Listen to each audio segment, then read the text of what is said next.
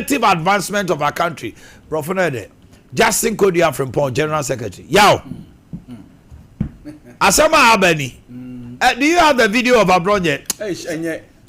Sometimes it's unsavory to because and some are kafa papa no no. What's a papa na day? Only unprovoked to. Was it Okaka Mampenny Mahama? 4 years no cry and 4 years in Chichiro mine.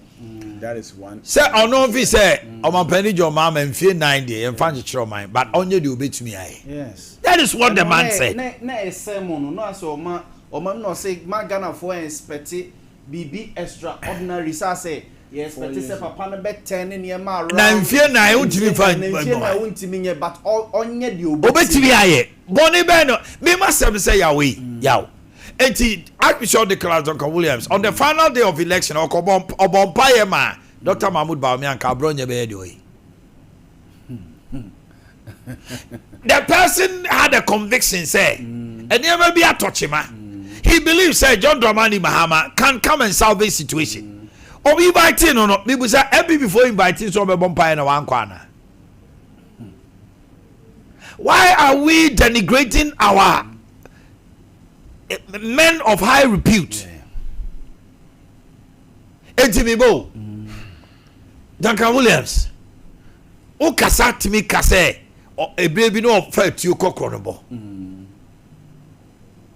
Or no, your armed robber, and then na uti TV so na papa no dinner sa or so when you're $10,000 to send one. See no sir. Nkwasi asa we no sir. Pay bonyo didn't pay bonyo item. Debbie. You see people in society. Nicholas Duncan Williams. He is the father, whether he is the father of charismatic in Ghana. Oh yes. The religious mogul. Yes. The religious mogul. And your man, Yaminam no so they are born nipano. You are an infinitesimal in his life. But virtue of the fact say your microphone it doesn't make us think God too. Some of our media men and then some politician microphone be seen anymore accept you not way they lose it. Now we cry them fan media cry. Social media na phone na Obia was why TV. Because no traditional media never allow. It will never happen. Studio don't kick Kasan Semwa. 72 na brand about studio no ba be kasem way woman so. No traditional media house. Because why why? Debbie. So yeah, Bruno regional chairman. O social media no Facebook ne o TikTok ade na why ne wa na wo betena no ake Kasan Semwe. No traditional media no beso so. What tolerating such? I mean, how can you can bring a man of such repute? It's a good ufia to send here, or you're just ordinary. My Ade Akye was 777 was say papa ni yakron for. If you on kinkan Bible no. I know maybe just what your Paul cried they say Yankopon didn't pay you adwuma. He doesn't care about your background. Asante. Barack Obama was Shiche Obia. So where man no Donald Trump. Obama to sa no mutem. Donald Trump. Night club na ojina ho no na. What are you talking about? Eti me ba o. Eti ye wa hanu mu. Yesu Kristo oba ahotefo ba. Na me sin Yankopon ahotefo na me. Me si Yesu oba ahotefo ba. Dabi. Aha, na o ma ne ho na benya no. Ye benya be ono amu kura ne ye kase ye kwakofo no na oto no a woke kasansa. Yesu gina ho cause Zacchaeus fie no. Zacchaeus na onye corrupt. Tax collector or corruption kase pa. What are we making it look to say I say Ekwentino or ya Robert today? On my Ade Akye na pay kakra me kan say general secretary. Why are there pa? Or the nurse form MPP ye beto aba no ho. Na omo relation with the churches no. It was bad. Very bad. MPP lose we no been the last few months no he's trying to reconcile with the church. Party ni bon humodin bia because you sebe ukọ papa na sorry mu a ye MPP fo bebrebe wo mu. Na the office MPP fo no abronya bia wo ho ahinti ensem we say party statement. Oba dia bufo kra be to ma ebio.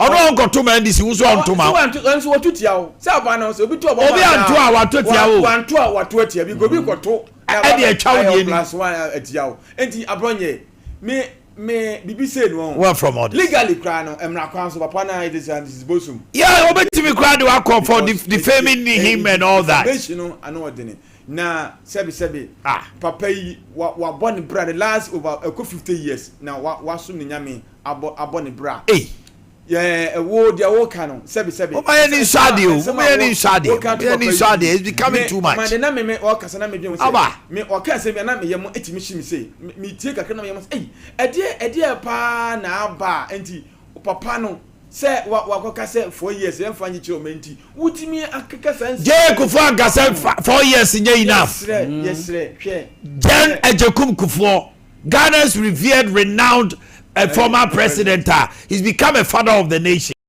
One kase 4 years nye enough ntino kebeya KNSS constitution and conform credit.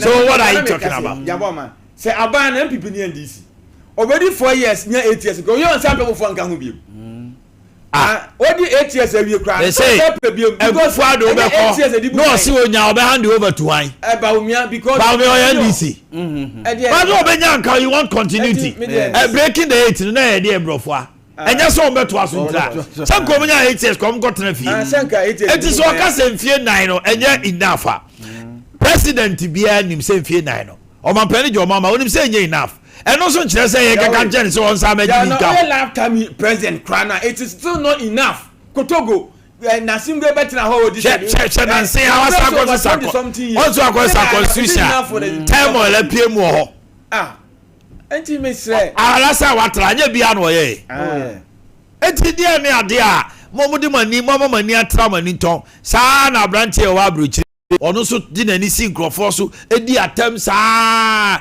ewi ase ese o mampani John Mame eti abrante di odi nipa atem nti wunhunu yana because it will lure to your benefit and they Dr. Mahmoud Baumia obi anim say abronye support o wonso so stance ne say are you going to allow this to fester uti okateche free for trans no kana semwa all the facts the documents go or can asem kwase aboa Jimmy ni ade onti wonanum enunti enei everybody is listening to my brother Okatechi Afrifa because all me deep any atem or can isem obe prove right obe prove wrong say no this document enyo no na kofa asa answer hwan ba yanka presidency kura enka Ghana mampani national security kura nim say ewura no woboa enyo Okatechi na ma yehunu ye and that is the journalism. That is journalism. Ono so ne na mo nyina ye so pepa mere wato e wa abrochire num ne ade ade. Akuta ge no. Oyeke. Yeah, we now who one ne. Uresi. About so no fa video ni nche Yaw Boamah. Hey, what's that ya check? About you can defend yourself. Saba ye. Se be ya kokra na se be ya brewa. Dem ya kokra. Na so be pepa me ho a me ya brant e by. And it's a man to ko so pepa kokra no. Kokra no enyamra. Yaw Boamah. First day was abai we dia na ba mu no obey key member no ahwe kokra ne se be omumu ndam. Ye ya berivo fi betu ngala ne fo. Abuja we e body. Bacho fuel price is a cost. And yes, 2%. 2% today, baby. Omunya no de che yes akota say 2% na kai 2% per liter no. Say liter ye 10 point. E be ye 10.75. E be so ye 11.45. It's only 2% ne ba be there. Girl, ye 12 point. Na then na aban oil no na anybody. Say no girl total shell. Ya na minim so mo fu. Ara mo ye premium ana. Say ne board grade was so. E be no grade no. O me nyire. O man denti omo ya mo de ba bonten bo ane say ama driver for no ye aware say. Yes. So the omo no. Okay, just 2% of and agota can be say it yemfa ne say liter no cry 10.7 ah. 10.7. Ebe ko 10.9. Ebe ko yes 2%. Ebe ko be go 11 point something. Obi so the betima ko 11 this is also this is 5%. But then you sure about this na ya na say enu no mumu wo soro kakra chen this is also say industries no bebre you see this by the way and last week papa na wo MP no Tor no e friend say Edmond the CEO of Tor o man wa shebo say by October Ghana very refine crude at Tamale refinery. Sa 7 no ye be putu our eye on. Oh, at least Yahweh, let's give him the benefit of the doubt. I leave the initiative. I was say, Oba try say. Papa na no MP also be near friend say. Isaac was say. He had the goodwill. If you no more copy pen change you wiring na. E mo sparking. Yeah, say as when you politicians see this here. I'm talking about the was it? Yeah, let's just say we give you our politicians. To hono no, any oil asem hono mo didi o. Okay a, emra na no ne papa bi chamber of oil dey and no Dr. Rivers no pon. Dr. no catch us say you were about 200 and something oil marketing companies. Yes. Yes. Yes. Na wo kire say before say Akufo-Addo beba no na 13 omo na omo left say aduru 39 31 mo entina ka bibi kire say wayire ho no wo mo didi ho pa they will prefer refined fuel for petrol na free baby abasen say abegu to na to higher storage debi omo makwa ma to no petrol ne no ne kina omo kwa fa abre ya to na to becomes a storage point, not a refinery. That's it. Na ba be gallon omo it use a politics for yes it would did this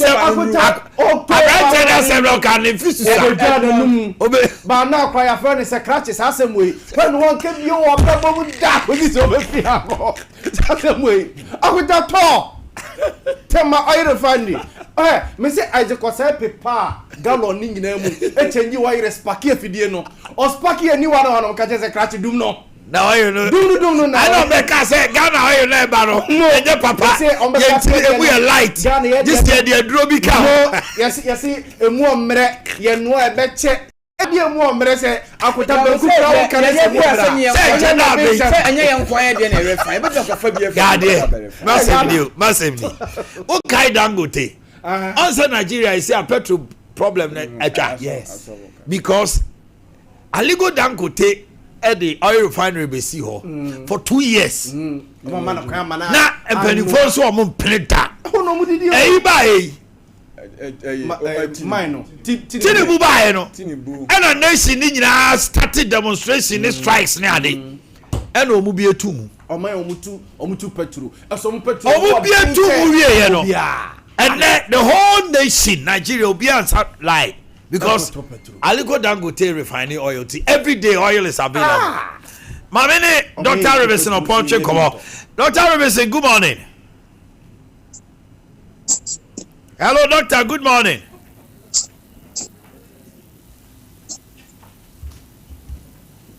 This moderate growth consists of a multi. Dr. Rivers me watch you.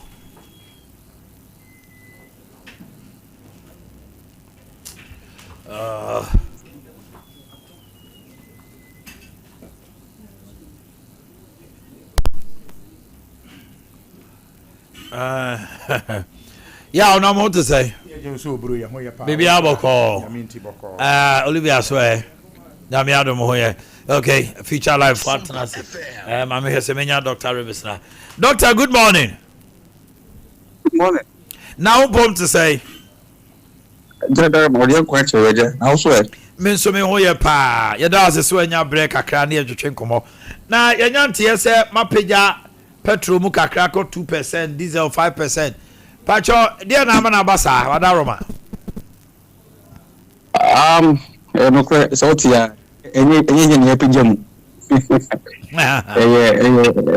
fu obo na e course emetie wa ebra Iran Israel kontokan ehun tun so no nya no na o hima no se ke course ro kra chen say but the last 4 days no only 5 let me be sure say fuel price no as I said about form okay what a plat level no yeah no na Yaw Boamah the average of it na den about form na mpempi no aya na me kasa na nya adisua nchekere ama amanfo na tiase how the product the petroleum product trading works okay in the world and even in Ghana. Enti anka obetu say my Iran ni Israel for Kuntokano, I'll fango bo course promo. Anka automatically, anka yesu bodo course reboa. That's right. But I didn't hear rather no a confirm. Rather a confirm rather for that 2 weeks. And the church say in Ghana we trade with what you call the windows. And he say OMCB our fango na author last week. A boy author last week na obey apply this week. Okay. Or the window, the next window. So what I say. And within the window no our turn the fango no. The fango walk through our amanonia or yes nyina. Na so author fango no at a cheaper price or who can so turn at that cheaper price because there's a window. Okay. Okay. In the same way, so fango walk through so echo forma na media form ye dede na fango boafa aba form na Ghana de yunusua the same thing na apply enti me jita mebeba me be refer mu na so what you say enti within the window of last 2 weeks no fango boako so kakra ana san ba form but epic average na what that means is say all marketing company and say BDC to fango that time nature say obetua higher price, right? That's right. Enti you pick the average of the 2 weeks. Now you pick the closing price of the window. Now you determine how the things will be. You see what you have so far the floor price are in every MP. Then you need pick the forecast. Okay. Enti the all marketing company be ewo fanwa otono last window kwa na se ne bo efwa o kwan se obaton abofo as far as it's not below the pump price the floor price that has been set by MPA the say the downstream sector has been deregulated into buying any say the brew how much OMC beton full. It is a bit cheaper. Or one can cheap, but so on boarding so on boarding. Okay. All right. Odaroma, anano me no din komona it was about sa 1 Ghana cedi on Moka says stakeholders consultation. If free sad and no buying the crowd tab so was suspended. And komodie bi koso ana na say o matwam kra. And yes, commodity last week Friday, and now she's saying so she and Yamin Ukraine say a better say from the next window. Yes, 16th of July. That is 16th of July. 1 Ghana no better account.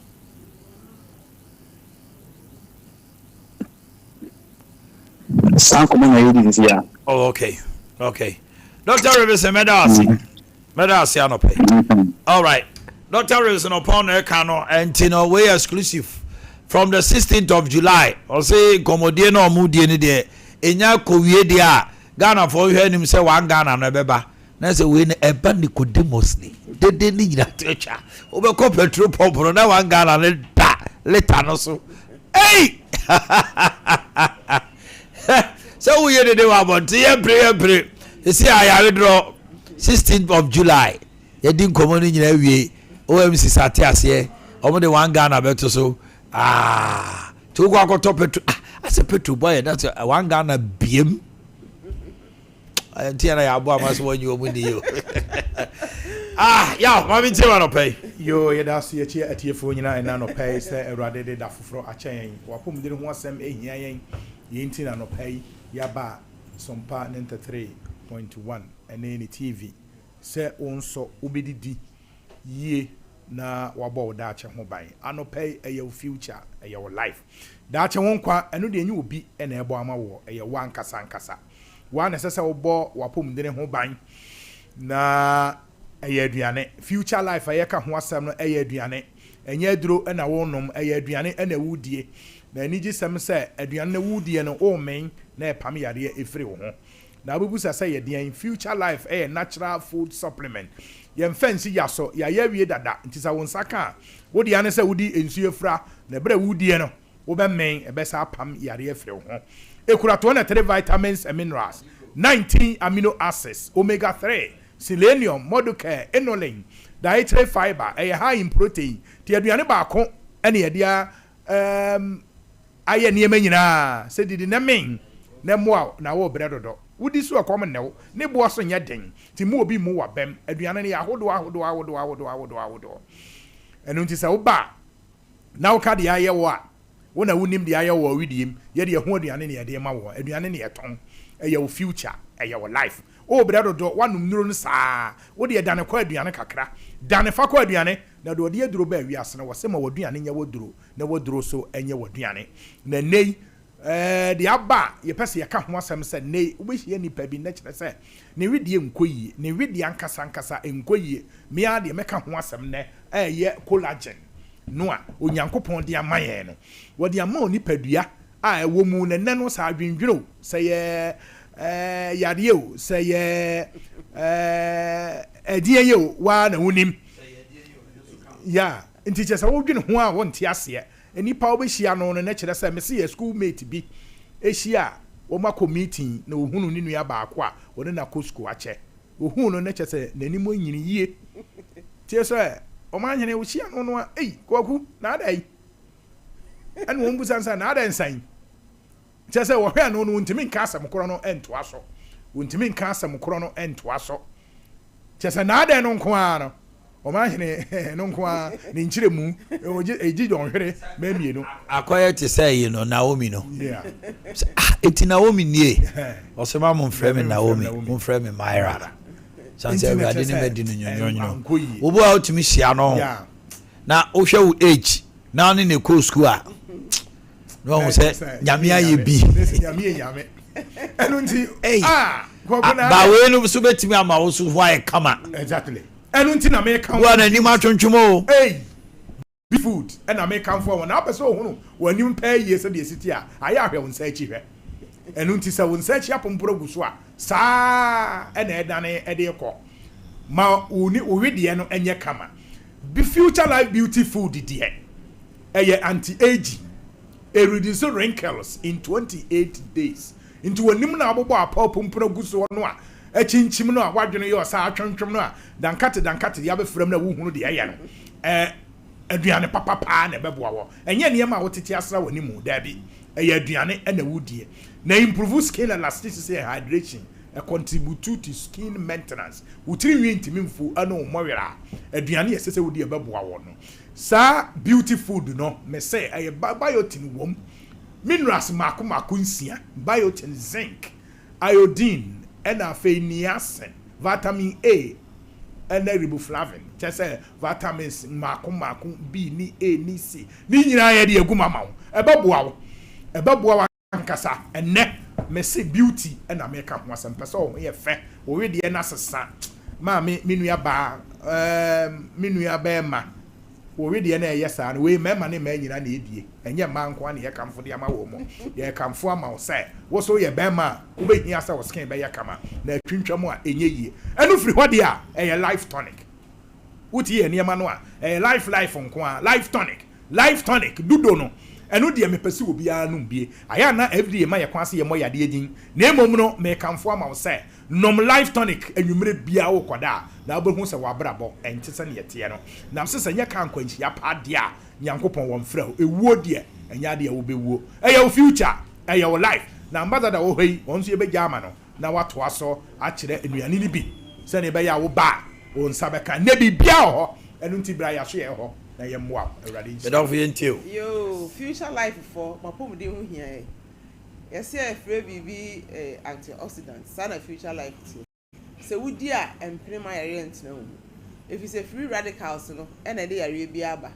se eche wo mu pe na cancer de ho agim fi se o cells no tissues no eku won mo se eku won mo pe na bibia aba oni pede ni yare afi na ye kwanko yare yes e free bibi cancer ene abedi hini wo obia ni pedua mu na opese ebekosoro a ewowa wo opese ebekosoro so a ewowa wo ya meka se Nyankopon de yemfi ahye yensa so opese wunya 120 years a ekutawo opese wunya 30 years ekutawo ni nyina akire ana kwan ofa so didi de bia be ka say Nyankopon pe Japan for answer mo nchen yo ebi nya 160 years no otwi bicycle ye de 70 years ye say ekọ me say China for ni India for 70-75 afei na wo mo si wo mranti brim e no mo ba brim ye de ye ya ye si ewu me si obi amra ya so future life for mo daache enti na e ho na ade ba ku bi a ye nya eboa pa ye TB e kama pa won san frama ye ho me ena musi a ye hyehye no ne ade no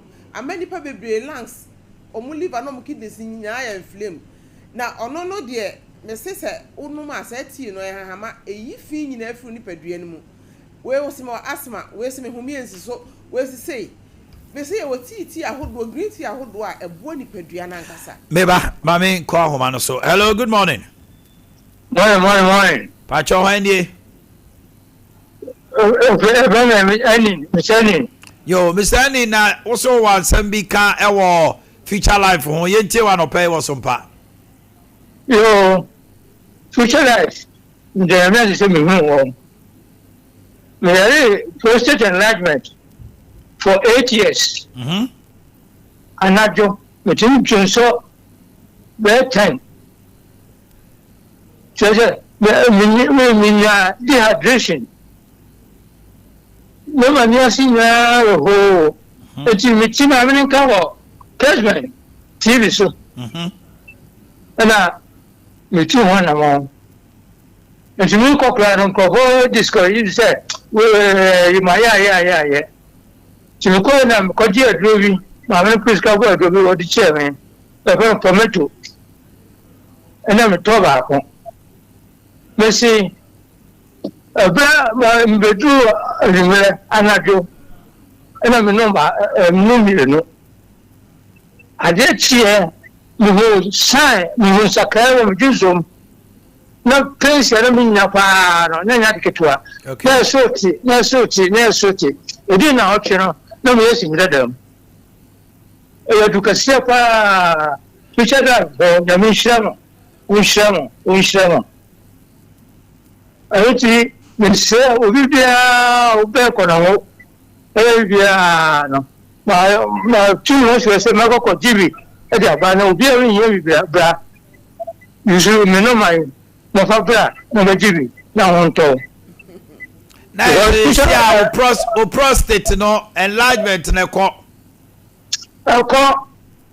say anajo ma jinsa 2 or 3 ba kan e so me junso say be 8 times be 8 times e ko 10 times ko ba na de do asana de ache say na prawo na bio David, 30 to 40 minutes. No, sorry. Yes. Kafra. Yada nyame asese future life. Eti akire ne ekonongo no wo de ne number to Ghana nkrofo akohunu why. Amintiu. Na asama oka ya me dane se o se o man hene na sa ne yare fi so wo na wo kan ho asem. Ene o tie ya no ye se obeba ho. That's right. Eti o pe wasa bankasa papa no. Eti o ba de last year na la and or buy no say o man hene no te ne kasa no buy enti o de na ko ostie nto oje mu say na no say o person ko ba ho na mo so wa free ho no say wa te say wa free ho enti wo de say Nyankopon hira fi say wo na wo ma ne te aduro ne nka doctor future life your doctor ba ko so be kasa future life dey so follow alignment ya tu nuro na peti bi o mampon ebi wo obuase ebi wa fijase ebi wa krono ya to pito o memu ba bi entu ba o be kan de ha o kire a na ye na ya boa o me doctor ba ko be kasa o ba no nka future life ho asema e be ha hwe me ka MPP be ka future life if the future life na eje ye nkwa ye ne na o future life doctor mobile numbers na page o me ko ne to aswa 0246 01 another 01 50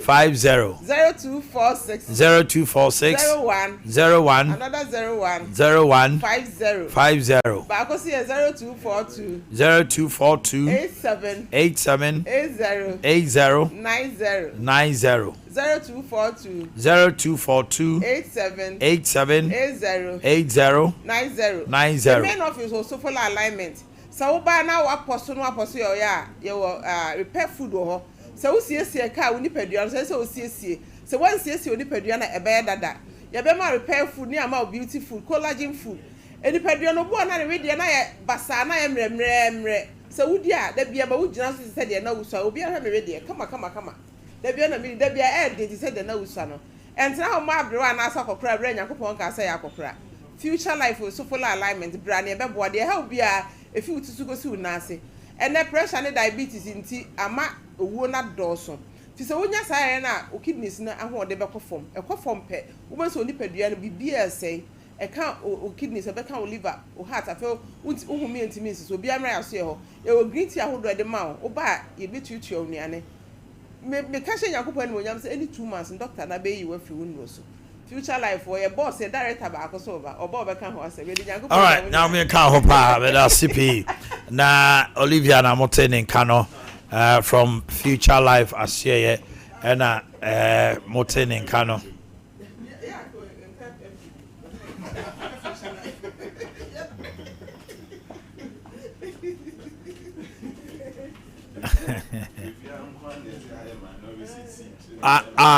Yes. And why are they pa? On pa one sem pe we bi jina. Morning. Pini ha no kakra. Aha, very good. So ho ye there. Bibi aboko there.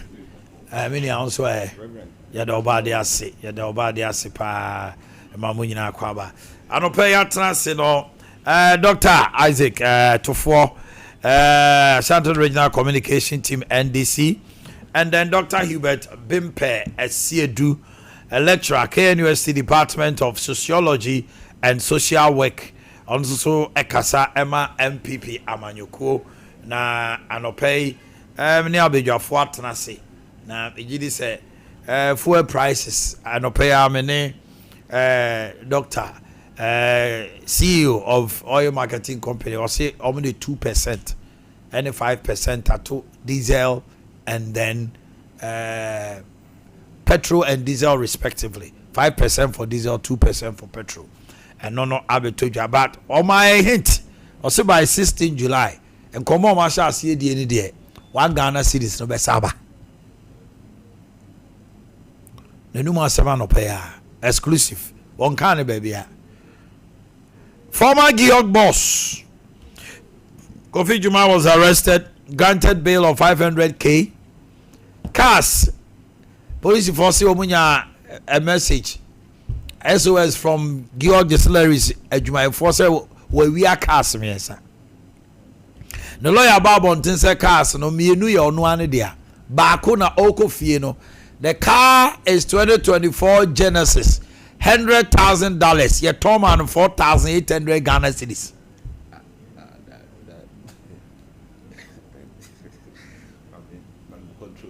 Ade. Reverend, This is the car. price now, Bono. The car is supposed 2024 Genesis 2024. 100,000. It is supposed to worth $100,000. But the car was sold to him for 4,800 Ghana cedis. $. Yes, Ebini. Genesis. Okay.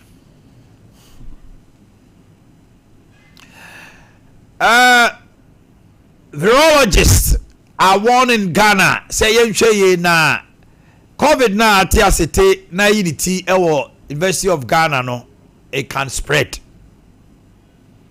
The resurgence of COVID is inevitable for Ghana.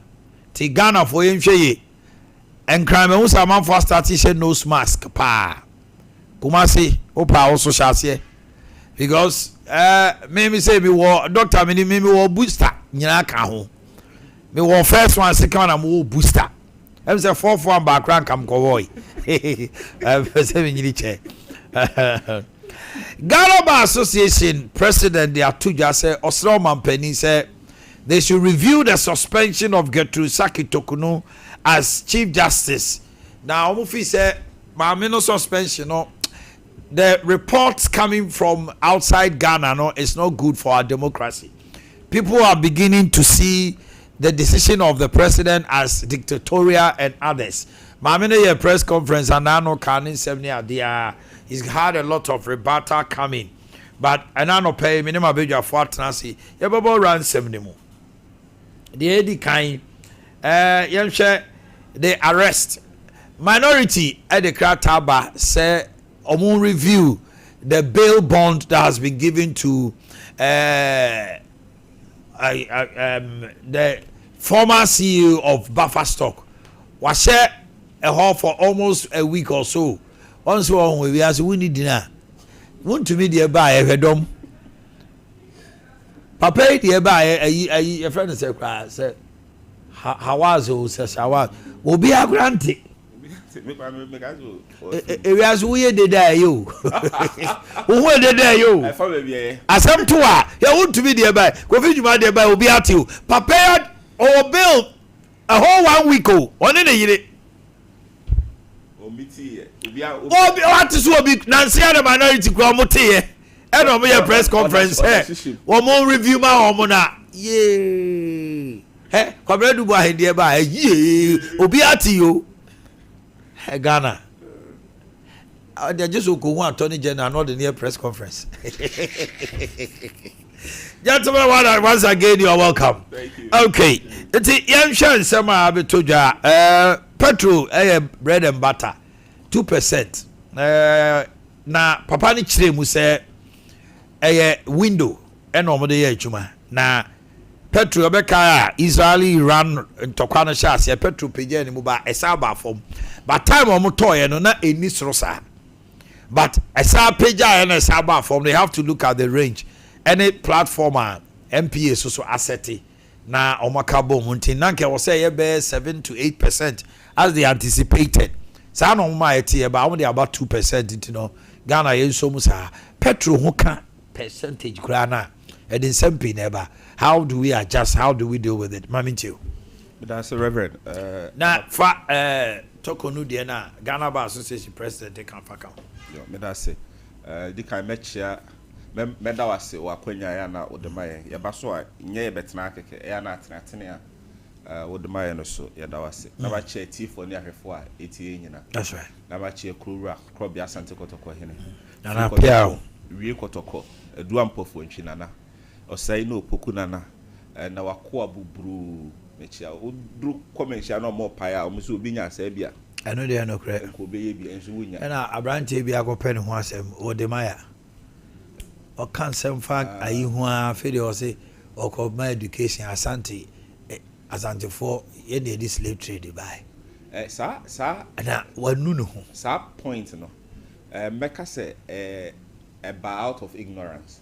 And the sad part me say so I call castle holder even normal they should know better amo ahoho ba amo na lady omo no they go on spreading this falsehood and imagine this a honor no so okofa free na because last time he had a banter with because I no more spread it say yes we would be an ebo asante for na this slave trade but there be there why we hear history time by history you know you share nkwa to ase no na asante kura nyamba there who am na na ahanta eguan ehunya just to omo show mo kasem ye enye we su na be ma asante abafo asante enti macha kura macha his excellency John Dramani Mahama no so akoma pane adwempa o de aba odibu o my Ghana regional minister so mechia na anopei obi a me ba na me mo ni dinda e wa ha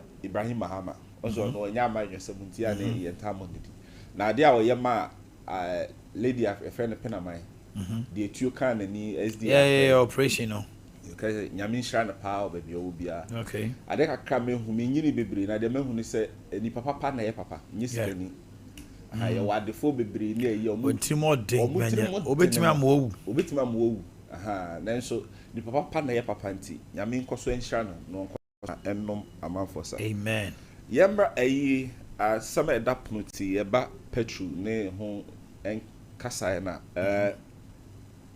yakoni abanyina fuel eka ho that's right because you know okoto normal odi begu kam manufacturing normal no say energy and use light here ye nya ikra no thermal plants no mu use crude here bi no mo de power while be two kwan so eno so uhia na no na me asetena mu ekoye na oba ne bo na ana say ne ton ne sene de price ne ebo ne bana o hwa igina normal be 9 num so ye hwe amount for mine so obi mine so global world no pricing ne abane abehwe wo exchange rate say na yesika no ahoden so tie na fe ya hwe levy ne taxes o mine de ato so na fe de omo kokra no so no omo so margins how much to so na no ma me no ehia pa ye determine ye de kire pricing no the world trade price and afi exchange rate enti say emre bia obehunu say month bi omo adjusting it twice ye review it twice the first to the 15th in the day no there's the first 2 weeks and the last 2 weeks no mo de ehwe no mo agina sa no ma mabobosi no mo de pricing number na mra ebebe bia ne na de mienu pa na hu hia omo hwe adwaman so no bo no and exchange rate na nyame charge so ye man Ghana sisi no free say NDC aban His Excellency John Dramani Mahama ebe fa adwen ye nyina ebe ka sisi no enya ahoden okay ha enya ahoden a sisi etimi ama ye fuel no bo no eba fom na nei na ye hunu say kumak for ami ati ase say projections of my no say likely 2% eba be ka ho na me de na me hu ni say sa increment and adjustment you know and the system had to absorb it esenka system ni so how the internal make us up we fuel petrol the increment I just $6.91 metric to 7.4.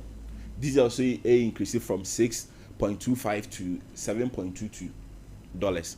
Now LPG so 4.66 metric to 4.92. I didn't make us a year market window market here ye close in Endra energy ya. Nanka esenka Ghana ni na say Ghana ye see a decline of 3 to 4% reduction. Our your current fuel pricing and I will catch her and say shock ya about Israel unity a pejaka inti mo intimi reduce no and I'm managing a home ejina hono and they so ya hunu say Israel near ye peja mu esa drop yeah there's a fuel into yeah mass fat the max na you know cry na obenya average no average no be kire say but they say this is the average yeah look I say sa average we no na say ye hunu wa hai ndi me na make say ye be srom say no kai also kai say or you make ye tie no kai say no kai say nyomu nyina anyomu nyina na be increase no na ye hwe no mo ka say standard force say Israel near you fuel price no and after so high production cost I hold on there and so yes wrong sa the na ka yes e benefit man 3 to 4% and no the yeah also no do ma me boso anchre I would the kakra na buy so absorb this shame no e je de bia na edwa yi dia ese nyam de bia ese nyam fa so o make even kra na enti je de bia na ese na buy na o ho kiki eno nti me hwe no mu nyo mu nyina na ebe tumu de nanso ni nyina so koma ya yeso etofu on na yi no se me call station A producer A na o no de ni gina ho a next time na B atuni de ma B meba ho member nti we na futu ne de ma yi nyina ya ho se mere bi ba ya o nya so mfa so a na ese nka Ghana ni nya by about 3 to 4%. I know they want farm. This time also adjust. So we know so about 2% then. Come in, because the system no has to absorb. So do you can say a barbon team. Yes, wrong. A more pro who sell more to know them. Or because we na margin kakrebi and yet kese bi. I'll turn to do a womb. Oh, turn it to do a womb. Oh, yeah, you know, Adana may catch makonta we driver ni na make share say ye nyina na agi tu mu say MPP aban bae e normal nkoso se na epe no o ma bebu o man na ye nyina ye tiem say ye you know inflation rate drew 54.1%. Oh why ye DDEP you see ka e dekoto ho ordinance ato so so ye agi tu en yakoto abatia no en we free aban adwane so NDC aba nyame ncha de ono so nhyehyɛ bi oyɛ ye ne sisi e normal boy et adenti na me ba market amihu ya na ye hyehyɛ oman no obi free baabi free space meye e me hyehyɛ oman no man omo window no nyamai market mo ton ade no omo window no e be ba August go by what they are doing omo chance omo old stock they have to clear the old stock. It is say $1 no. Near more ton 15.5 any 16 no. Any go. It is say na near my you know oma clear. So it is expected say near more kofa from June, July yeah. A month time a beba in early August no. I will see you to move. And it's all but I can tell you Emma and then I make a reverend not say na e kan you. Emo. O de omo kase say we in June July mu no mpa kofa no me. Ene ya say ka 2% e be 10% carbon so betu. Ai, enso so onko fa. E de onko fa no mo, enso nko nka nkyere say ye ntwen ma June ni July. Abajo ono calculate ni say apeya sa no. Onko fa transport no be increase. It would ikaje. Ela we kan mesre ya na ye hyehyere oman no. Aha, sa wo ma mframa efa nipa no ho. No ohunu sense san aba. Increase nipa no purchasing power. Dog wa ha say. Increase your purchasing power. So purchasing power cost first na one cedi ntimi nto 2 a. Se see etete no ma so na betimi ato 2. Nti obetimi ato more no fa so na be do so. But why is it that the government is also not pushing Ministry of Trade nominee Ade Emma enkoye say adwadifo no so money omubenya that stakeholder consultation na omotima ye bibi good abekan other for abekan AGI for nominee Ade but I can tell you the dollar is not reflecting on the market. It's always a dollar conforma the elite few they offer flight at Concrane. And I say, so 10%. How many people offer flight in the Concrane affect you? Are you getting me? Oko Jaswa, Angma Gallon, said there, 20 cities. Or expected $1 about for more the dollar the coffee or Togo nominee at the crana. It was a suit about 8. But the department of market, no. And the man can in a tonwa, ye complaining, no. It's a quiet to say. Dollar no akọ form anasa enya hode no it is benefiting a certain level of bourgeoisie esikafo bi na omo form no mfeli so ada na ban no so nye bibi wo ho also ye nyina na practice here in free trade it's like price mechanism is here won't mean fa you know price control and this are normal no intime no that one there then it becomes a junta but I'm talking about consultation kasa government meeting sa ban na yi kasai GPRTU amount is 15%. Say come so because let's allow the market system to operate. Government ni Guta they've met over 3 times. Emma Guta crowd released by cashing the members say omonye and so up to now omanfi and nothing I had this area me say ye nyina na ye hyehyere oman no me ntwen say obi mfam yemfa police and as yemfa be mra na me checking no aka say oh yes say come back to the 80s and na dey soldier for now checking goods of goods of services and price of goods and services that be ye nyina na ye hyehyere oman say oman ye die a adenti na say wa wonim say ade no so ate wo bete so ama nipa ho ahenha no wo say that be because open for subum. All right, Tokunu. Na yeah meba me mama Tokunu. Last one I'm the baby fuel there no.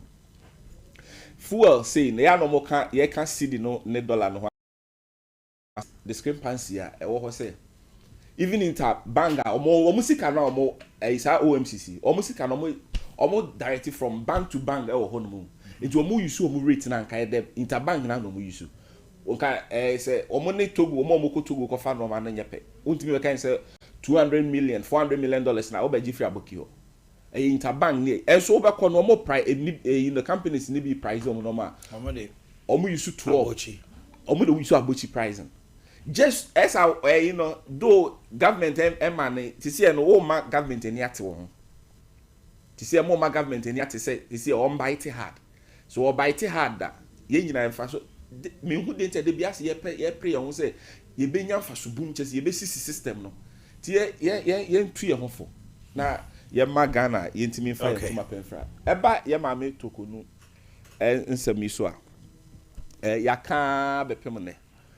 Ebepem na GBA president a baby enu ha watimi akere etiefo amutie baby enu ha GBA president yetimi akere se His Excellency John Dramani Mahama ebumra we so obumra ana obumra b it is na no pe obeka kire say from the international community it doesn't speak well of us international community assemble no more kan committee be na say community be na ka ho asem emra de na asia His Excellency one famra kwan so ye Ghana ha say ya na yakoje 1992 constitution atum say ye de bebu ye man ye 1992 constitution so no ye chief justice no emma security of tenure ade e bo no ho ban se na be ya obintimi nsori anopa enka se no ho ye na hyi no ho ye fe kasa bi a woka kuro bi ofri so abusuan bi a obonti ofa so no de apam no security of tenure anti eno no ye gina no ma miensa so ene ye de yi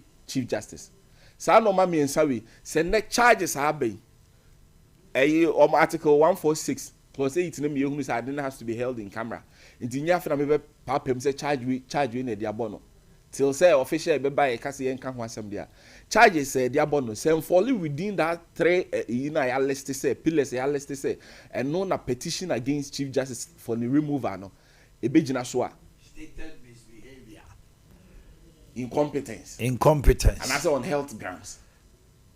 Eti say such charges say they are born say 200, 1 million, 1,000. That's a beer in Yina sa normal we so. And the GPA president feels that the suspension it is not giving Ghana a good name. Because an animal government now, president to me, because was suspended. Though the laws are there, 1468 allows him say he may. It's not stated like written in black and white. Say chinchina on ye. It is at his discretion. Why didn't he choose the other one? But chose is always suspended. And no, say if say me lawyer ni. Say lawyers. They make these. Assumptions and is in order. But say I free these legal luminaries nominate. And it just beats our minds. The more all passion say he embrana still beat me aye. And that's why I was didn't know one go you. Oh yeah, and what Tiamra. That be. It's didn't know more person painty His Excellency and I said the process up till now process won't mean chair and say process wafa we anya adwuma anase wo bumra wafom we enke ne pa say wo de enka no kwen yen kire ho say MPP demonstrate am yen ho say they are the elite of Ghana society about every sphere sa no mo person mo kire o mo na akosku mo na nimo ngoma edinke ne pa mbetra o pa so mo nimo ngoma o mo na nimo mra yi abe nanka ya ye nimo mra ya ye wo mo ko school we na school dan bubu ye ene ye bae di yanko bi no koi ya yanko bi no ye be ko timra ma o matena ho din dabi it yes rom say mra no the law is the law there omo hwema the law should be the law process no should go on smoothly say charges na ye boni nyina ensure bi e nyina mu evidence bi e ntia ma me na hefa na His Excellency be fa de yi no hefa so committee na and it is even an insult to the integrity of the committee. But many press conference so utie no a wa conclude we say the system will not be fair to her. And niema akoso ni niema omofaso ni kwan omofaso say prima facie case no kra na eda ho no asad na lawyers nim or request so omo fama no it the lawyers dey congestion say witness be kasa wi a na enum no ho tutu na abasa say ombebusa no waka Edus Lodge or so one person intimidating no na ne wo fa ne mejo akwa a yekun no or ho ne be fa no kokun no enti no say it was stage say omo pesa akwan no so e dey intimidating no anytime he enters the place your man kunu emo obi anko just any lawyers in camera does not mean say untumi mfa obi nko enti no waka we nyina they all catch a Ghana for no say the law is the law but they have twisted the law to make it a law. How do you answer to that? And you know, we've not twisted in it. You know, me fat ne some no me address it be a senior listing quickly. Yeah, share you know in camera. There has been 3 consecutive rulings on in camera. Yeah. Say Nico said to send on no person can bar bontin no be a hidden. Well, no, they said it's gone. It is all no chief justice never kick us answer now. I say as you send you free will be one can me say free or no what now is I said me doubt it I didn't cry and know the competence no not made out it. I feel here Edus Lodge and no on the health aspect some health professional because say trauma and I say will be faster Yaw Boamah in a expiry date and found say 40 years and found say in a expiry but when the customer one can't chair committee say she is not comfortable with the place near one. If say we are making complaint and we are making request, actually committee and say this place away, this so and so they see ya. And now Oman plain or can be a different. Oh, and even your time will be released here. And Ryan D that 43 years matters. Then our patch just won't say she was also being political. She's just being political. Or person caught some bad energy for the committee and the government. Okay. But when a colleague and a chair, a colleague back was a committee no. What an etiado ada do and woman say cry and request with me say I has here one this so and so. I don't know why young to man can no hear you but the committee also is saying say they saw a chief justice who has been suspended going on a committee. Now every blessed day this chief justice has subordinates and operi enyumre na mami ira committee room or the president of Supreme Court na area just say ebe di meaning no. So they also felt say we don't have to subject this woman to such ridicule. Ebi grow bi wo hokon penasem obetime hia no aha so hu dia to wo no atwamko enti they felt say they have to also respect maame no ni image ni bibia no mo ye.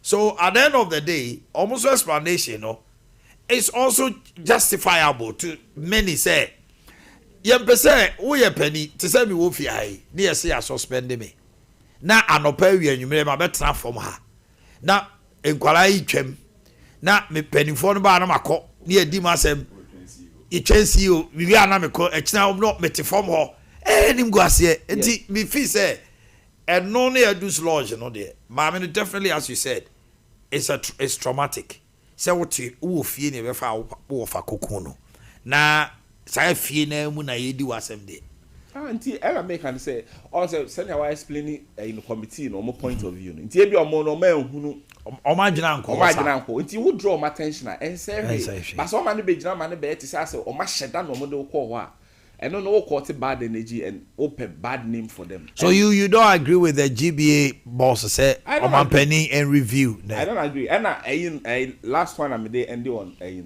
say cases and charges prima facie unhuni nti they no responding to no or say the omo penny di breno no na o yi ano no koma o na ye respond to the ye dia kwadu ye dia bono. But the establishment of a prima facie case say ye hwe mu no we ni agina so say wo asem yi ano no oni the okoye no me pese me hu okoye no o mabusa na asem outside the yi ano no or say near me down many more with the busana sem no onim say omo de manwa na ne lawyer ena ono ne lawyer no betima chen say ye busa we aka we ye busa we awe but akwa to say ccc see dada ko kata gogo there we have a people na akwa ah na we there me we there me asem me nyanhia no ana say yes about o man obekan ni nyina akire say ensem bia no ha o mabusa na enni the response ni and me say the 100 questions in a brew. So the bottom line you think he's doing politics. Me who say me personally let me who say also na in asifua ya MP tafo one Godfred Odamemo homo any MPP say na ka in dog abetna omo na defend no mo na dey twitwaje ni na she was relaxed. Emre omuja mkoye Kennedy ne Yaw Boamah no attention ni nyina akọ ho no from top to top bottom attention ni nyina akọ no she felt lonely. She felt says you see as we only come out for until she had to come out. That's that's from my personal all right mami doctor said the honor doctor herself until no buy no but right. It wasn't in the doctor right direction.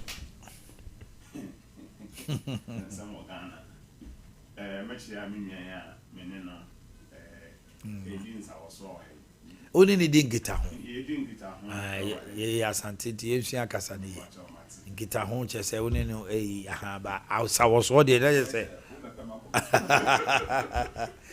but it Messian a few times programs. Okay, he's one of the finest guys I always hear. Me last time I'm in this year me two me car me coffee and I go with the same NDs, you know. Abrante, nyakwa. Abrante, me me away there. NDs in our school. That a wobo in the city of work. Review. I don't want to see how long day. Yeah, you have to say. You see, this is what people say. There are people in MPP, they are hawks. You are not a hawk. I brought it. Obi, NDC, now we are like we can't this back was Papa only this year ultimate bunch. Sanet here. Honorable Collins. I call it also Casano also ultimate bunch. And your hawks and your old doves will it is normal. I normal you go so. Ansana Mekasano need you kwans mesewa ma mentia opani kese ba. Chiano. Dominican Yago ohina yeyino. And I'm a son baby or also near. Or did Medica see?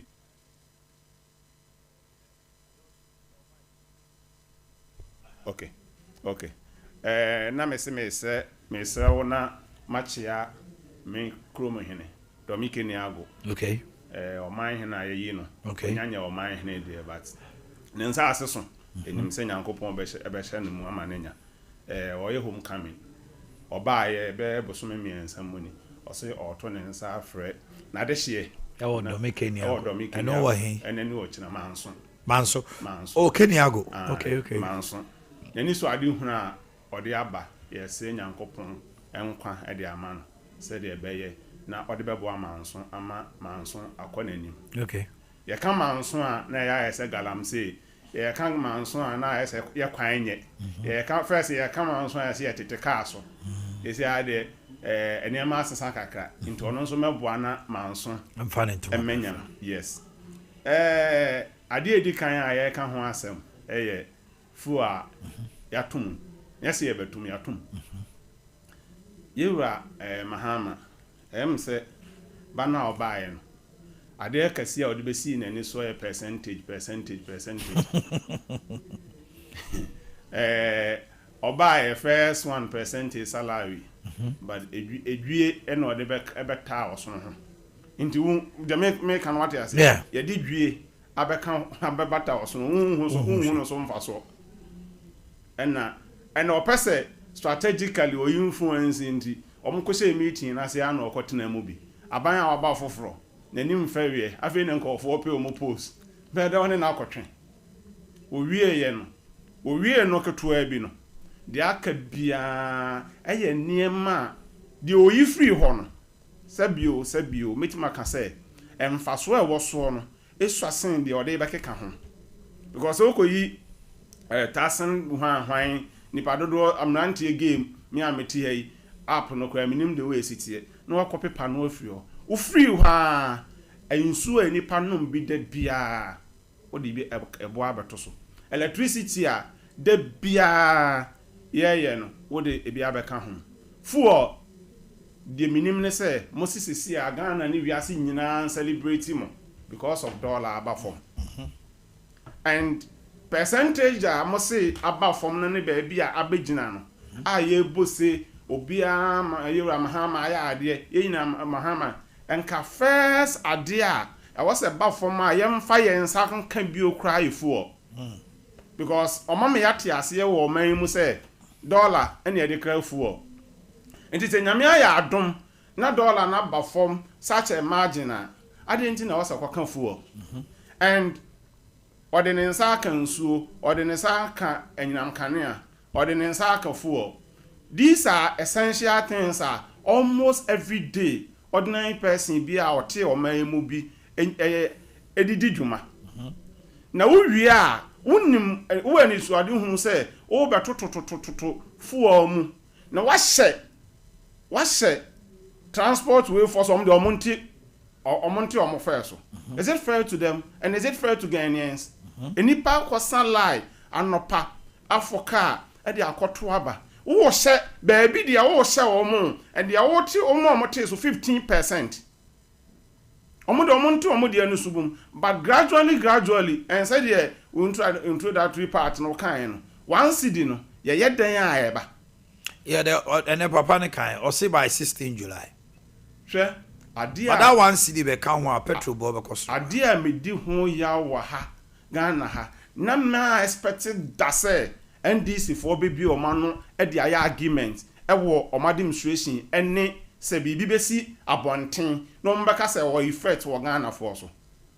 You mean external shocks? Israel Iran on say eno no o ma sha ase de betu etrima nti o de regulative forces here but yet Ghana ha COVID enye Israel anyway nko the whole world affected. Enipa tena afie bosome ebi mu kra kwa afe o ma anya aduma yetu o moka ye wie na hu sunsanso oba ye na ye chiechire mu no o mo so o monti bi da Russia ni Ukraine war ye di ebe pem so na di ahokire bre Ghana na ye ka no o mo so o monya de o monti bi da war yi si na ansan ne pei entokwa no o ma hene edi say about 3 months 2 months but almost as a pa ye gidi it's about a month intensive but see how the mama masha ase say bibia ye bia no so ne gina afafu o enti na me sha ase me kan say aban of percentages ana enema ekoso nyina and already I was so happy when you say upia bonten a upia bonten a true reflection of the omniama na omo celebrating ye unhu. Yeah, that's true. Because me pekenke pa and omo opposition no omo timi call market ko twa kenke eduru ba bi kra no some George deformation bi by hwan je say usori anopa wu ni di am say anwume no one okeka broom say amanfo ho kire wo and dollar na aba from the Ghana tie even kra no make say get worse because enema ye use no every day o koto aduane adi o koto enema kra so ho ye den until recently ensuo kra money basic nema ne yenya bi kra nto ama nema kwa na sesi omo a memfa ntwam omo mutwa bi anwumre nkakra sesi ababia bi ebo kra duo kra na enwanwa bia oh yes. And almost enya bi nkranto there are so many ba okotena ho anwumre a bia na wakọ bre wo ho na osika nsa anya na okotwa kakra na nka oto ho awotimi adaye no almost asa ade say production cost and answer there yenya omoman reason and aban no niema wo ye nyina no meme de me ameti hei ameti kumase abonten so ahaya na me adwuma no dollar na omo kan no eson ma mfaso ma ye enti sa aban no se de na wo kan sa aban no pese ehu so yenya so mfaso a omfa ne nan si fom wo ne ma bi ho no ne nkofo nkasa because I know the only mfaso a yebenya anya saa de a se omotena so ho na omo celebrate eniema ensun eni nsunsan so wo me so a Ghana for hwe wo and me di besi maame no ede so na menua ka se MPP ewa akunifo a omabene wo emrasemu na asemi baaye no onhu se MPP twerɛtwerɛ na sɛ ɔmo agye agyina mu sɛ ɔmo bɔ maame no ho ban eniema mienu ma tokonu maame ne de no eniema mienu na ɛwɔ hɔ sesi a ɛyɛ tumi ene emrasɛm no ɛyɛ one side ɛna tumi a time ra na chi a emamra na yɛ adwuma no enso yɛ different thing maame no maka na ɔbaabi a makobia oyɛ den a ombeyi no maame no be say oyɛ den ombeyi no efiri sɛ campaign time no enti me we na ekoba na minim spirit e kra maame no ekoba no yewura maha maka so oni gidie woni mu yewura sɛ edun ketia eka so oni gidie woni mu sa mpanimfo mienu we enyom na aban ati so omo na omdi mu akotene that's right enti de oyɛ no ɛyɛ emra no yɛ one thing emra no ne sɛ aban no ewotumi sɛ obeyi na sɛ wonyi no ɛna wɔde afa mra kwan so sɛ emra no nya n'adwuma various stages ne ya go through na ya beduru ba bia ya dure that's right now to me no ne say yewura mahama the omo recommendation omo de be kwa comment bi ha no ono no ne pe say nka na ye holiday meboa enso ni tumi a owo nti o se yemfa nkɔhye Friday na yeni enya long holiday ya be chill weekend be e ho ayedin enti pa jo me numbi amrano me dem ka so obi ka so ɔkɔkye le ya na ensa no asa se wara amrano enum sa no ya abra ye kɔ na hɔ be wa yen hyehyɛ se amrano nya adwuma ba bi amrano be kɔ akosi bia no ɔde ni tumi na be ate me bo ana me mo enti nam se ne ma mienu no enti ye di maame ni di 1 year cry to go through the legal processes na obekɔ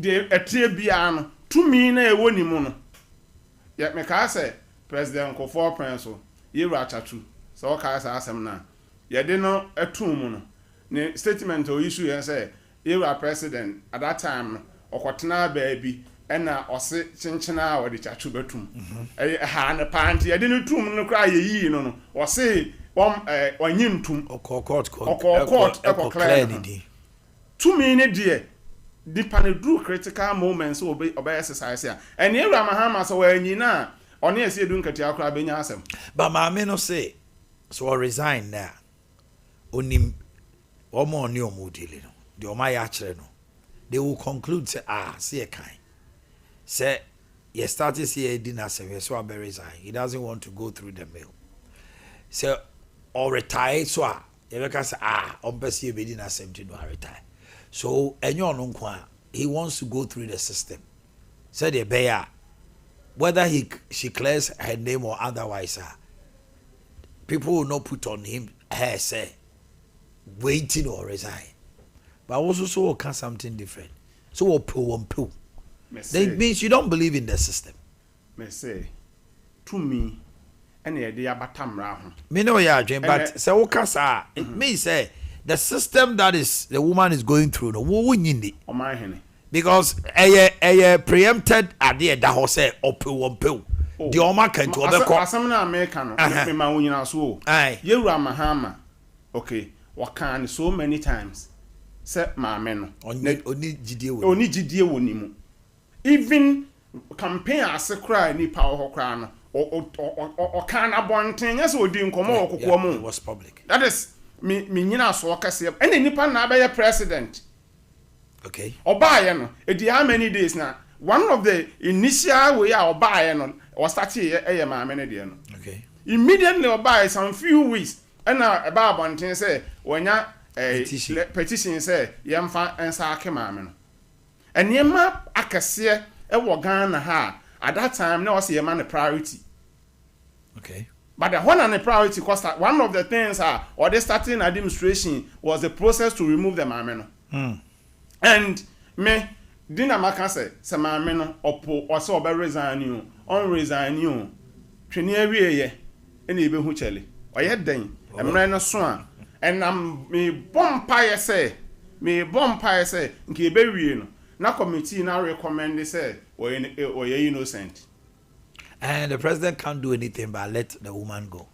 Aha, so baso ye innocent dia na afi ya hwed be atumi ne be ne de befa ontumi nya hwe. Okay, ontumi nya hwe. Say ono as you heard doctor say also o mampani nya mfumso emrano emrano they say if the recommendation from the panel comes and says it will no be a recommendation every panel how about na who ni say eye den na ebe go home. Oh na panel no me no mi ya consult ye ne institute ye there be okay eno for na eye enya aban na ote so na mampani na yi wo mo o mampani na so na wo interest say wo man station ya mema wo say de keneke mema lose job. Okay Wakan and no assign a selection of entina me say emra ne nko and the 2 million ko 2 million no and what they even a yi panel no. Yes and as the panel no so oni wo mugidie tani panel so wodi ka aka na bonten say wo man hini me ni wo mugidie and emra ma ne kwan 2 million no emra ma ne kwan say onfa me kwaku asiedu onfa yeru atofo enye panel no no mu ko decide so fata se o to awadwuma so ana o fata se o beto awadwuma so na nyo no yetu omoka la widi doctor widi jabra ayom herbal lotion unya yom herbal lotion amesrew ye di twitwi body pains, joint pains, abdominal cramps, headache, neck pains, pompo na a cronyina no a healing in tem, fractured bone, pain from stroke, pain from arthritis, any migraine, all sort of pains. A boa papa. O mas sajino sa udi twitwi sa baby ayo ya udi all the answer udi yom herbal lotion. Udi twitwi sa. So baby ata herbal shop e won Ghana baby a. They want for box supply there. Deals Generation Enterprise. Yeah, the Yom Herbal Lotion. Abba. A modern you free joint pain is a body and joint pain reliever. And I'll pay for 0244 730295 0244 730295 or 0302945146 0302945146. Danny Eba, Freddie Keo, Colinak, Apidank, Misty, Omunyina, your herbal lotion, life is possible. Bomodina, ash foam, feel it, know it. Tobuase, na ejo joho ewo ash foam so. Aye, unya ash foam yase some gra. Yamao perfect pillows to support your neck. Yamao good mattress for your spine and muscle. And unti any of the beds and mattresses, pillows, bed liners, mattress toppers, mattress protectors, duvets, curtains and towels. Abba, Udiane say ash foam. Fresh 055 65 79214 055 65 79214. Kumasi Mall, Santasi. Tafo ahojo SG Mall your Melody showroom say what case any main office in no ubenya ash foam feel it know it afei Pegat Engineering and Company Limited the sole distributors of Perkins and Cummins generators seba generator kesia 15 kV to 10,000 kV Mr. We a company and I will feel what you feel. Sir Perkins and Cummins generators a world renowned approved and accepted. If we are seeing in Atum say a bad generators are Kessiani idea a Perkins and Cummins 5 years warranty from the date of purchase and our Toswa your best Suswa Bania be year installation free delivery. Name ye did your friend comfy air conditioner. Timmy. Comfy air conditioners ye pa with inverters, but more than 1.5 to 2.5 horsepower. types of floor standing with free installation and free delivery. What the answer say? Obeto comfy air conditioners. Ako fee. Ye be installation on the aside. Ya be siwa mau. And also 5-year warranty. Ada auto ye noa. Air conditioners ye. A comfy air conditioner. Licensed by Electricity Company of Ghana. Transformers installation, house and factory wiring. So ofrena ye be yamau. Freya. 0244 599 124. 0244 599 124. OCP Ekuafo Adamfo Kanhwen Nebra na yenton fertilizer papa ma Africa nyina we are committed on the continent. Bomodina say mo amu dia toko ebro by emonum ne ade no mo hia OCP 15 atosode no so sa OCP 10 mo amu dia aduanom no ye OCP TSP ukodwa so a wo se mepe OCP fertilizer. Your number is 0555 909437 0555 909437. You know, come on, ama wako suade express group. Kanhwen study abroad, work abroad, scholarship, overseas admission, visa assistant, ticketing, tour, and holidays abroad. Express group. Mo amopesa mucho international exam to say TOEFL.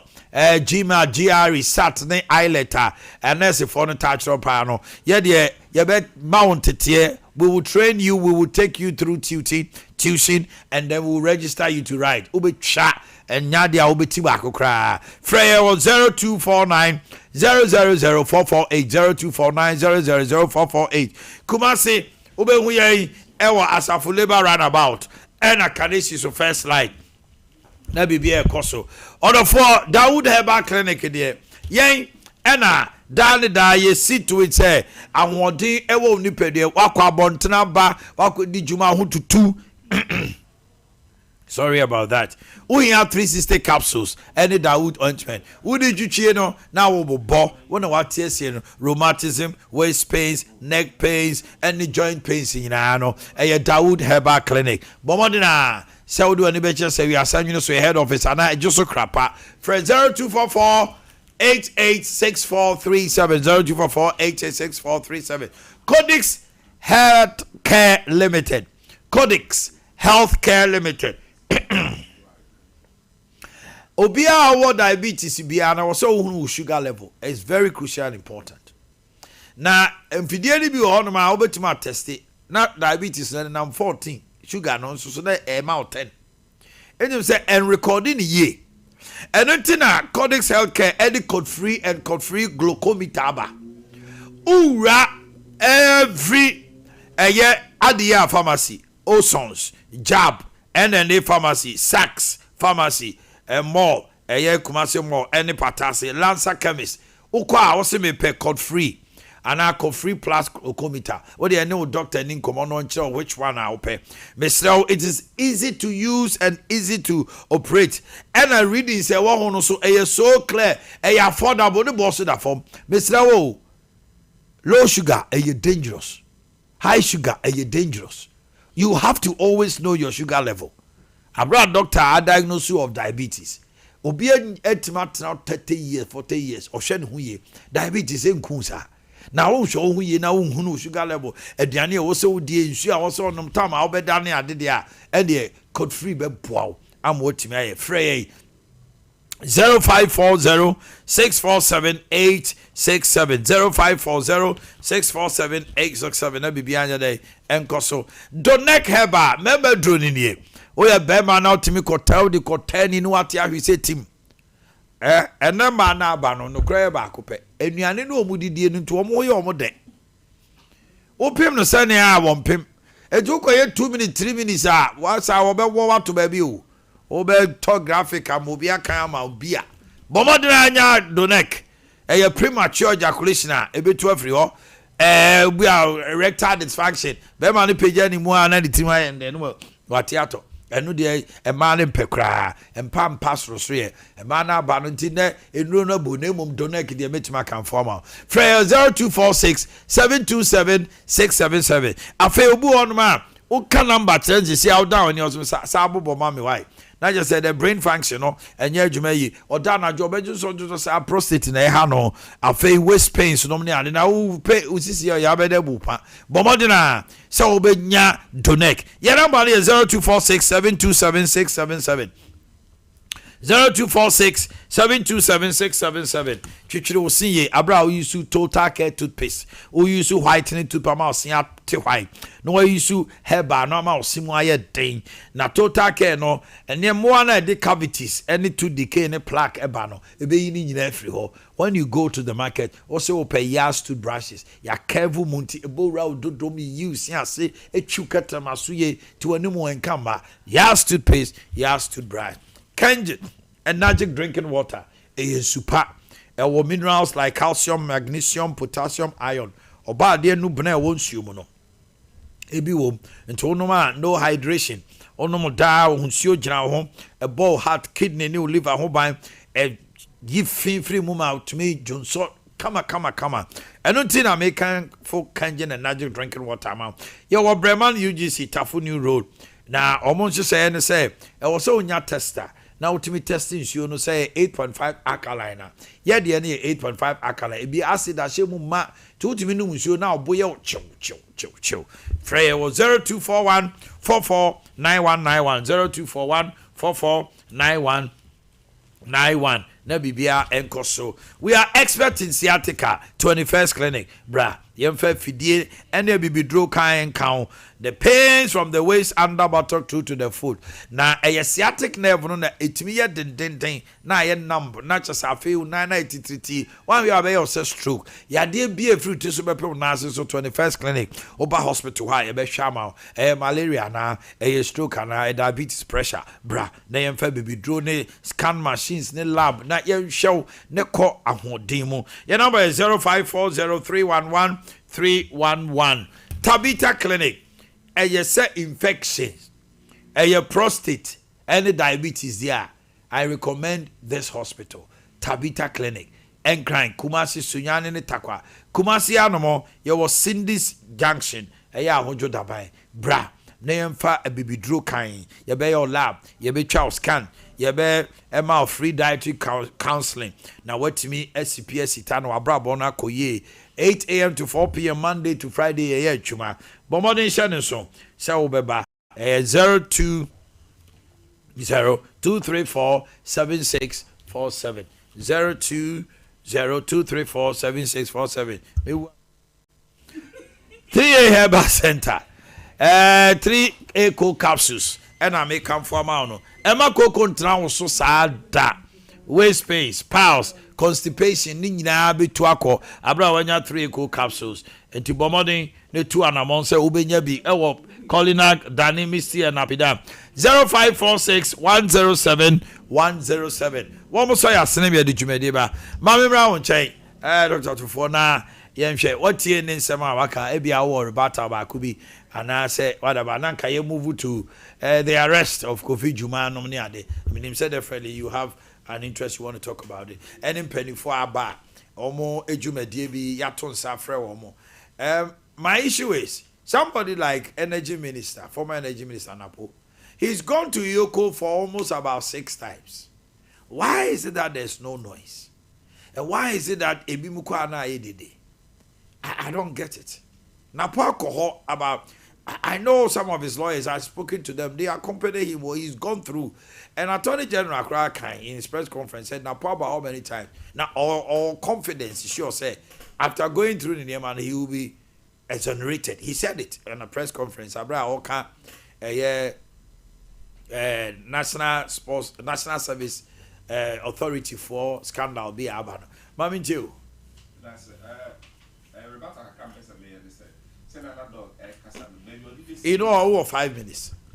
Baby, I know DBC in an say, Dog Pessoa Chair say, we have a premeditated agenda, say about Chief Justice, you know, we don't have any such agenda. Here then, I'm running a issue. Say, His Excellency in your petition in a one fuller.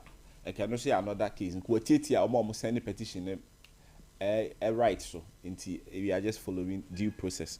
Now, Embra, your papa, Kofi Jimane, Ades Nosun. the bia me ade kakra me hu ne se ebibrem ha se ade a edi enya kese pa ye ketase ene proye eno ne ya ye wodem nyina ye gitum se de ama ye ntimi ye pa ye ntumemo panfo bu bewe ye hu ye pa ye ho ye hu ye ntumemo se den ye pa ya sena mu a ye hu ne te se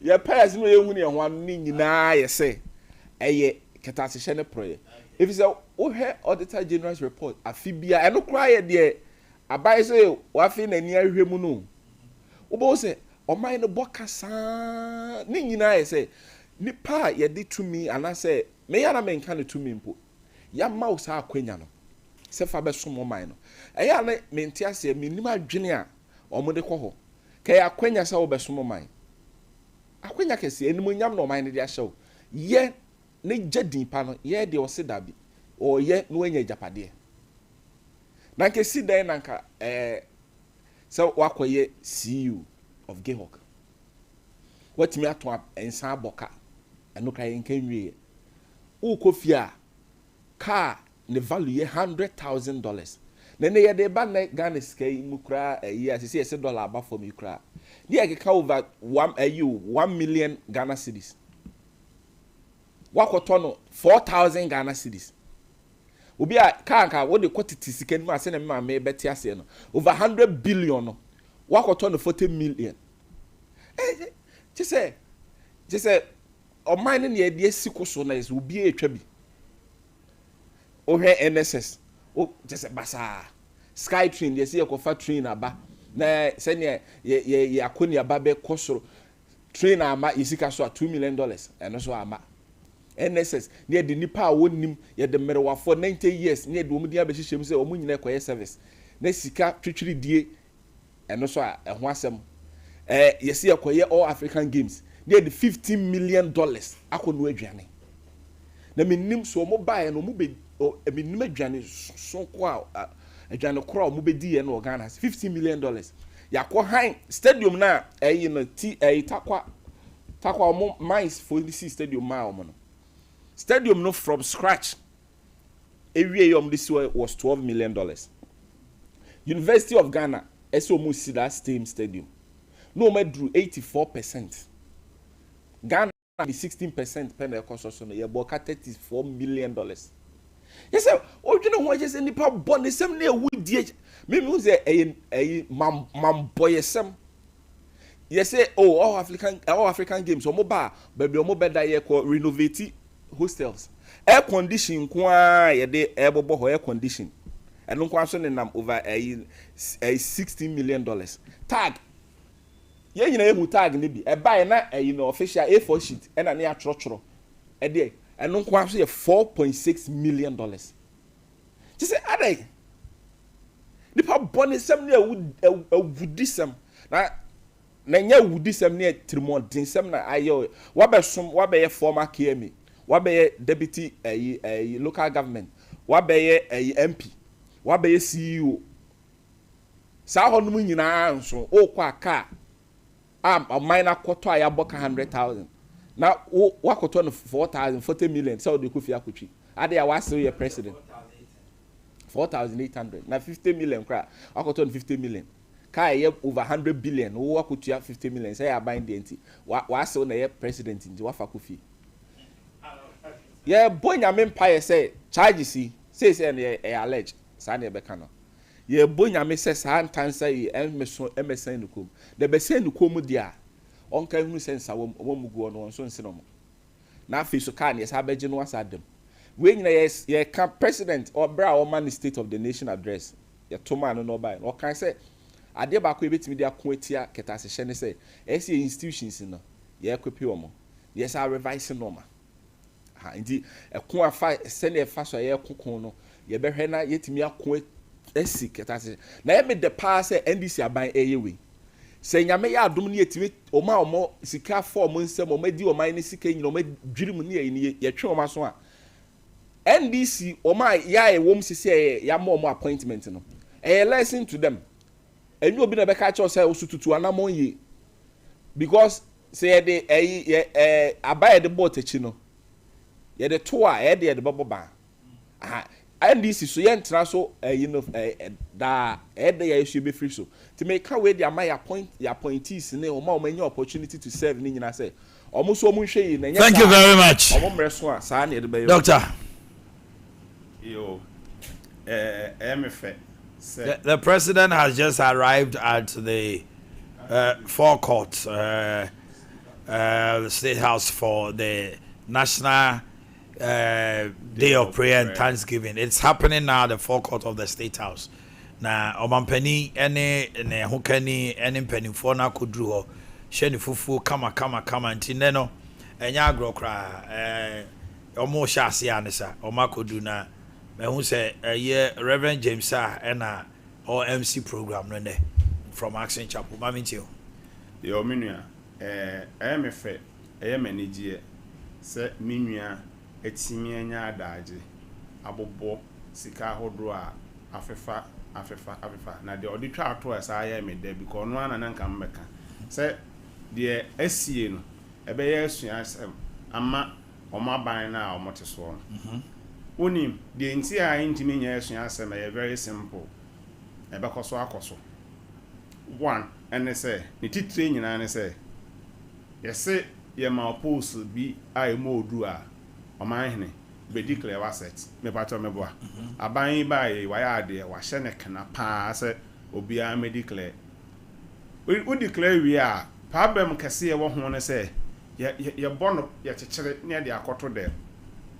Enti me ene wo ye hu enema se menua aikene ma ni post a ene o se me bei me won toma po ba ko me si dan ba ko me ka eye se ya obi ante publicly oni de akoto de enti obewie no se nete say and the words of sa policy no and pa ne say what declare we na wo pon na wo kofie no ye ma me declare ne ma wo de kofie wanya enti abeda na mra na etinya ya adwuma first of all ye tire ye ne odi call ye ne ye de asie am some the ma odi charge no or something menya odi koto ye nka o say ye tekom ye wo committee a ombekọ round ahwe those assets na we declare ni nyina no na ye wi a yasa untimi nye post no say wusuo say ye bebobo ne ma wo din o public a menkwaji post bia Ama hene say ya de ya mfasa nema we mu serious na say ye tenatena ho say eno ase ye declare asset ye di oyi a home minister akọ vetting osifi a wotim wo han no ototo papa so wo han ne say ya no aka we na sa we wo ma ne be declare asset e de no ai and wo say ekofie nso a eno ano no say wo ho akra na say yi na di kra de abobo na je say and yama obefa ye nyina na obi anim ho hwe and wo hwen so a politics ya ye na organ nan I say yesus an ankunya na na edidi agro na friend say musical chairs ya tamu ekosi ya ni eyi we di abesi ya ni atamu we di akosi ya ni eyi we di akosi ya into the same group of people na ebu o man na ya politics nti ye na oba no asa be build on the oba no aba build nti me die se ye pese sa amra na ye adwuma enipa ni declare na asset a o se man ye public na o kofie nso a ye hye no say eniema oba e wode abeka ho ma account for be sure. All right. Thank you very much. Let me do the birthdays and we wrap up. Josie Yaw Boamah Mafia of God's Time International School Tafo. Today is your birthday from your mom Abigail and Mary. A special birthday to Mr. Victor Avoga, aka Avogus, CEO of Avogus Ventures. Yes, unblemished, the unblemished man. Happiest birthday to Simon Kwabramafu of Kumasi. Grace, how do I pick your call? Kumasi Trader.